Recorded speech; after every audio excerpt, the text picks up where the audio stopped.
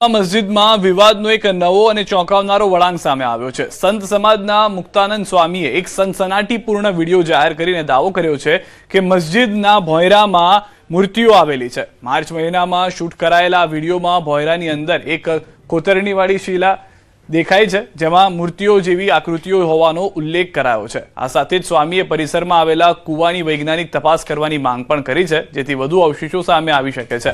ઉલ્લેખનીય છે કે આ મસ્જિદ એએસઆઈ હેઠળ સંરક્ષિત સ્મારક છે। જો કે આ વાયરલ વિડીયો અને દાવા અંગે પુરાતત્વ વિભાગે અન્ય કોઈ સત્તાવાર એજન્સી દ્વારા હજુ સુધી કોઈ પુષ્ટિ કરવામાં આવી નથી। આ વાત બિલકુલ સાચી છે અને અમે આગળ પણ ઘણી વખત કહ્યું પણ છે કે આ સ્થાન પર એ મૂળભૂત જૈન મંદિર, શ્રી ચક્રધર સ્વામીનું જન્મસ્થળી અને હિન્દુ મંદિરોની સ્થાપત્ય કલાનું આ સ્ટ્રક્ચર છે, એટલે ત્યાં મૂર્તિઓનું હોવું એ સ્વાભાવિક હતું। પણ કેટલાક કારણોવશ જે તે સમયે કેટલીક મૂર્તિઓ ત્યાંથી દૂર કરવામાં આવી હશે, પણ સત્ય હંમેશા એક સમયથી ઉજાગર થતું હોય છે। એ ઉદ્દેશથી ક્યાંક ને ક્યાંક આ પ્રતિમાઓ ભોંયરાના જે રૂમનો જે ભાગ છે એમાંથી મળેલી છે।